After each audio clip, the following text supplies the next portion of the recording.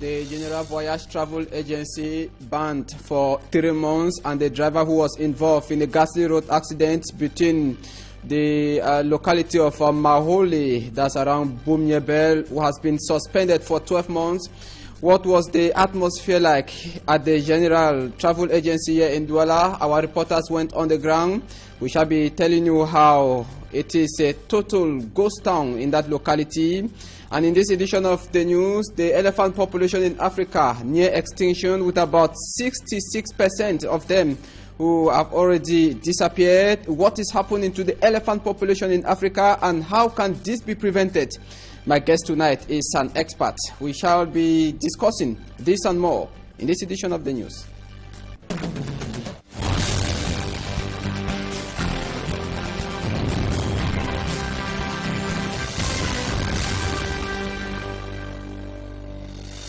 Good evening, thanks for joining me. I am HANSON Chanji, watching the 6 p.m. prime time newscast on Equinox Television, broadcasting live from Douala, Cameroon, Equinox Central News Desk. No activity at General Voyage Agency here in the economic capital Douala after the suspension yesterday by the Minister for Transport, Edgar Lemebengo, after the deadly road accident that took place some 2 days ago, which killed 15 persons. General Voyage suspended for 3 months, and the driver involved in the accident had his license withdrawn and suspended for 12 months. Our reporter Innocent Aze visited the locality today. The 3-month suspension placed on the General Interurban Transport Agency by the Ministry of Transport is being respected. No engine of buses belonging to the General Express in Bepanda, Douala is steaming. An unusual calm atmosphere in the agency. The gate is locked, no person seen carrying luggage. Only security guards are inside the agency. Those who animate the park are mostly commercial motorbike riders who parked aside their motorbikes upon seeing the media to make comments. Some appraise government's action to slam General Travel Agency 3-month suspension, defending that it has claimed so many lives as a result of its numerous and recurrent accidents. To this man, government will have given it 1-year suspension. He blames drivers first, before the proprietor of the agency, for all the accidents caused. Other commentators distinguished themselves on the 3-month suspension, calling on government to consider the mal faced by the agency and reverse its decision. To them, the poor state of roads contributes to the frequent road accidents. Some of the commentators suggest that owners of transport agencies employ drivers and hand them buses based on their professionalism and grades, granting them enough time to rest before embarking on another journey will minimize road accidents, especially when government plays its role to ensure roads are in good state. Like we heard at the end of that report, drivers are blaming the poor state of road as far as several road accidents are concerned, which they see as the major cause of road accidents along the road after the accident that took place on National Road number 3 between Douala and Yaoundé. Our reporter Catherine Kone caught up with some drivers who said the deplorable state of the road is a major cause of road accidents. Commonly referred to as a triangle of death, the Yaoundé-Douala highway keeps claiming more lives. At least 15 persons died at the weekend following a ghastly accident involving a travel agency and a heavy-duty truck. The government has suspended for 3 months the travel agency, a decision described by critics as controversial. The road safety, we the road users, we are not in security because the road is too bad. Even where this accident just occurred, if you look at the road there, you have a pity. The road are bad. Speaking to Equinox Television on the problems of the National Road number 3, many drivers plying the highway are complaining that the road is too small to contain the high traffic. The road, first of all, is very small, and there are big trucks that are parked on the roads, and all those accidents, and you are obliged to drive slowly. Reasons why many people are highly expecting completion works on the Yaoundé-Douala carriageway. However, bad roads are not the only cause of road accidents. Reckless driving is also a problem, with overspeeding sometimes by drivers who are blamed for drunken driving. Bad state of some vehicles are other causes of road accident in Cameroon. Some vehicles plying roads are not roadworthy. It should be noted that many lives have perished on this National Road number 3. The new divisional officer for Douala 3 has begun his contact tour in the subdivision found in Wuri Division. Nuhu Bello met with a basket of problems in the Pekadous locality. Pekadous, yesterday we showed you images of a high rate of insecurity in that locality. The people took the occasion today, the opportunity to tell the divisional officer that is to fight against high rate of insecurity, poor state of roads, as well as the availability of social amenities.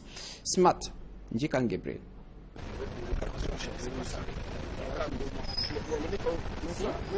Là derrière, un peu plus loin, on a planté une borne avec l'actuel ministre de Défense à l'époque du gouverneur.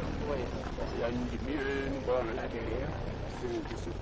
It was at the borderline between the Nkan and Wuri division that traditional rulers and elites of Peka 17 to 25 lined up to welcome the recently appointed divisional officer for the Douala 3 municipality, Nuhu Bello, who was on his maiden visit to areas under his jurisdiction.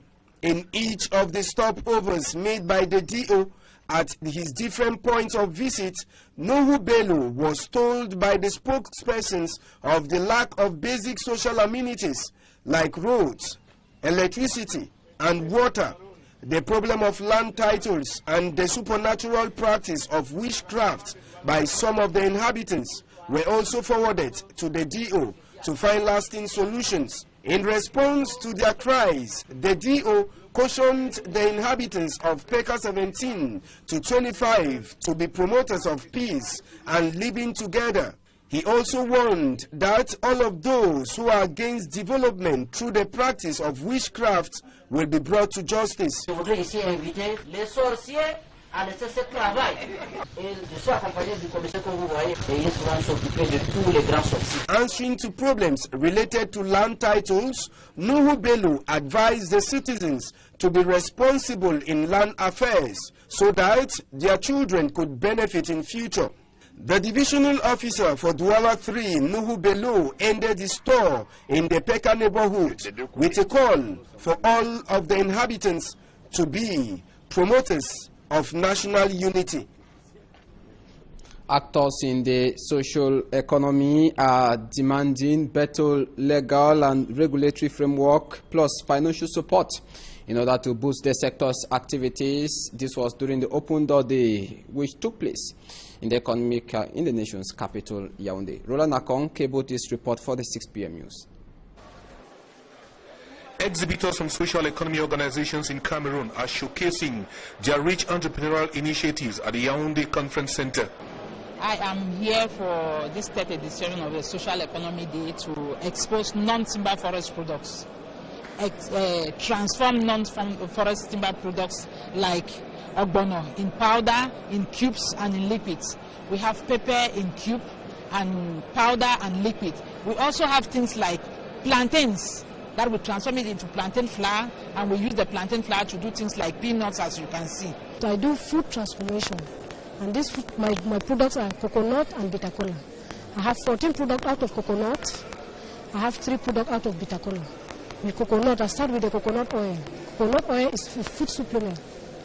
Yes, it helps to build the cells and boost your immune system. So it goes everybody, the young, the old, the sickly, everybody can take it to purify your system. The lack of a conducive legal and regulatory framework, tailored financial tools and access to the market are their hurdles. The importance of the social economy in local development cannot be undermined. As a mayor and from experience, I want to think that the social economy is one of those sectors that has not been well developed in this country. And for us to improve on it, the first point is that there should be improvement on the legal framework, because the legal framework is such that the heavy enterprises, the major enterprises, are dominating the small and medium-sized companies and the social economy.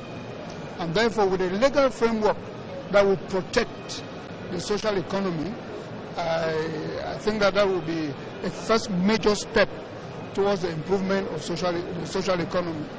Secondly, you will agree with me that it is very difficult for people to access to capital, to begin their little businesses and so on.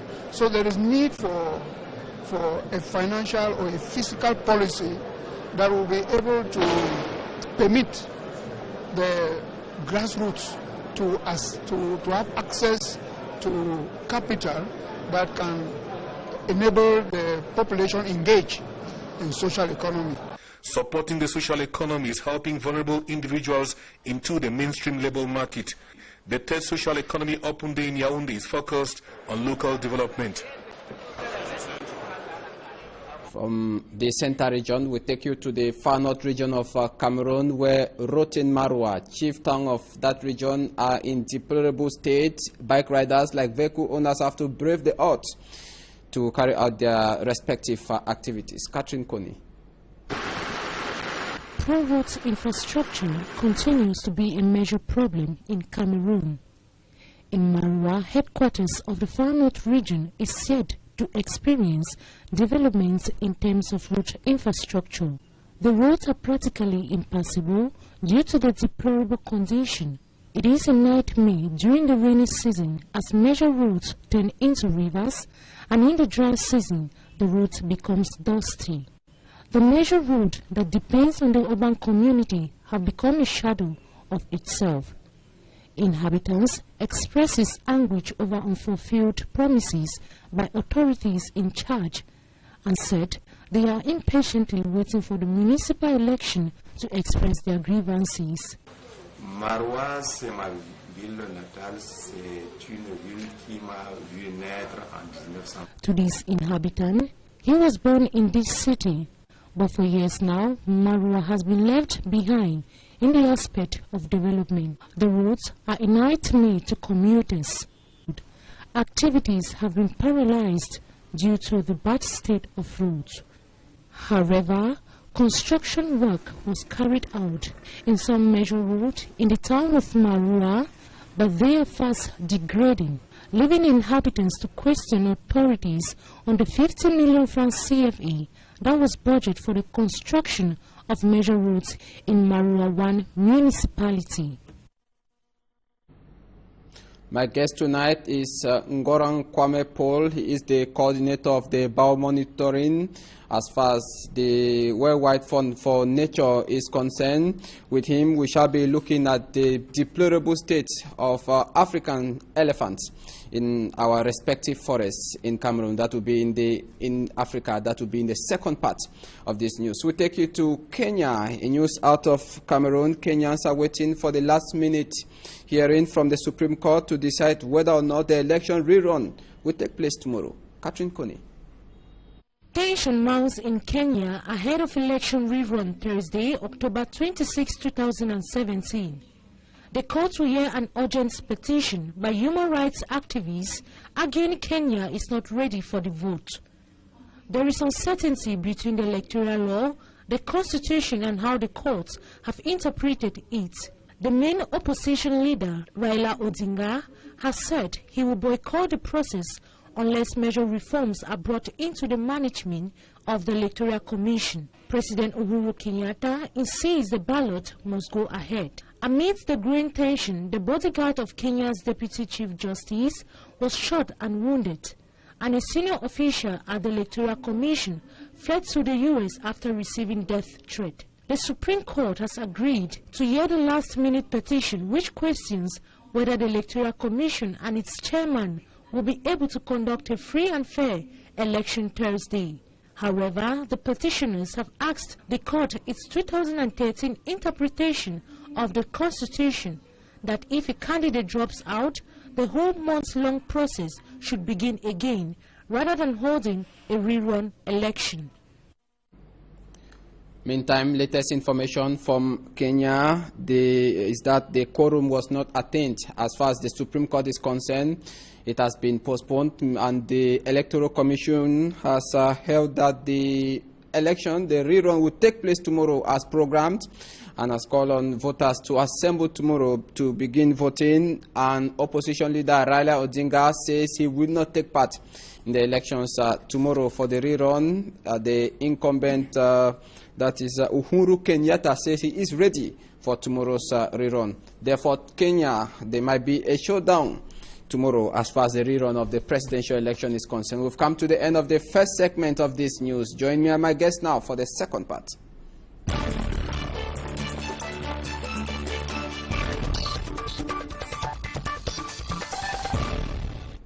The results are startling as far as the Central Africa Biomonitoring report is concerned. About 66% of African elephants are nowhere to be found. This decline, how can we explain this? My guest tonight is the coordinator of the Central Africa Biomonitoring report from the WWF. Good evening, Mr. Ngoran Kwame Paul. Good evening. It's a pleasure having you tonight. Now, tell us this startling statistics you have. What explains the fact that on a daily basis, African elephants continue to disappear in our forests today? Yeah, thank you very much. This is really an issue.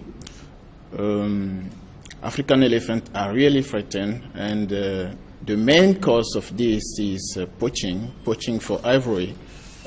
We all know that these last years, poaching for ivory has been a very big measure. Let's say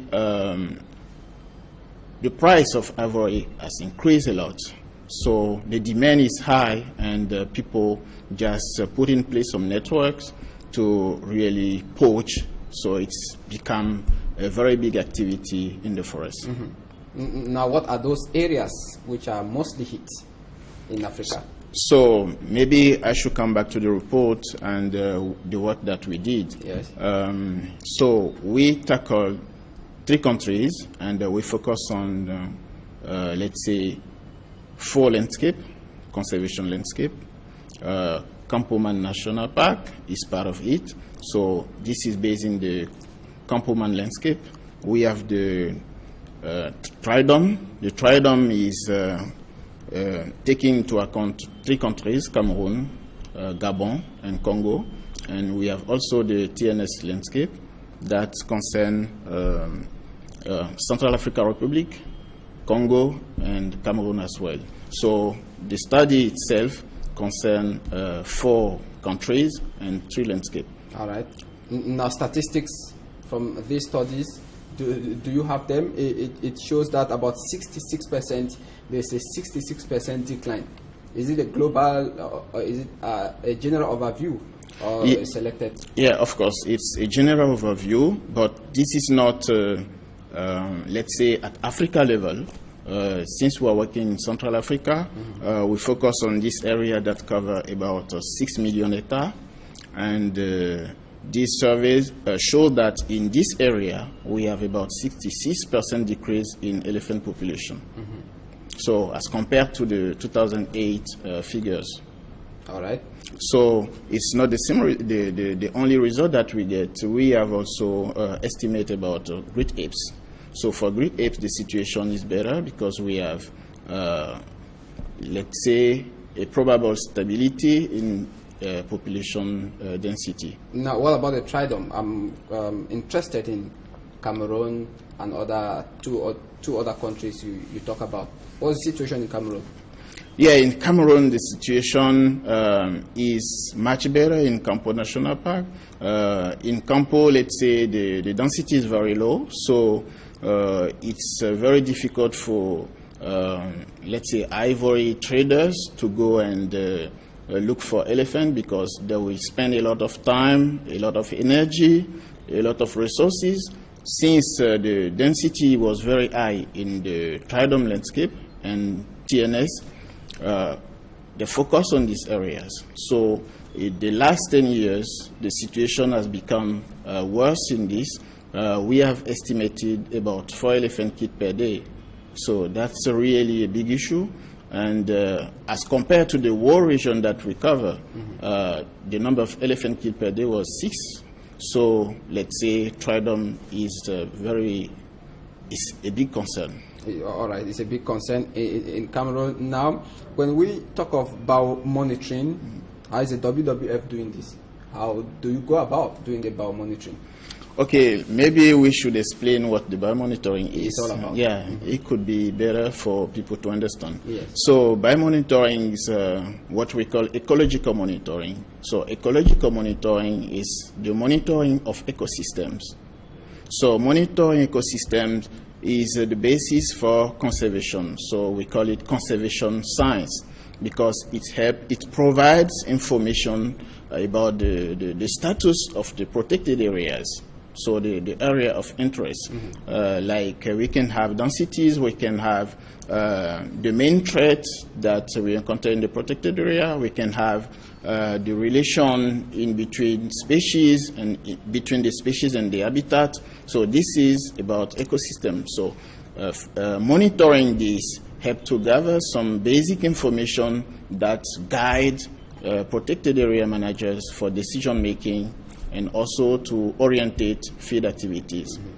Now, what explains the fact that despite this monitoring and the results that are given to experts on the ground, the elephants have continued to disappear, and even despite the putting in place of measures like security in our respective forests? What explains that fact?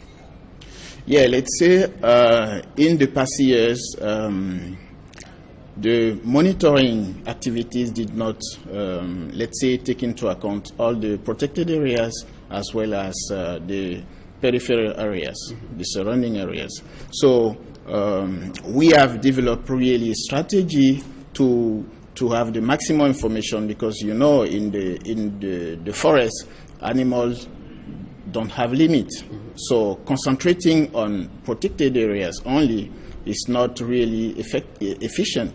So in our design, we take into account protected areas, but we include also the surrounding areas to have a real picture of the situation in the ground. So this now help to understand the migration of elephant population in between sites.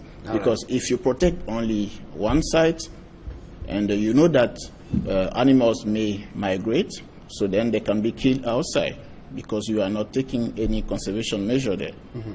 All right. Okay, before we go, you equally talk of the putting in place of a good legal framework by these countries.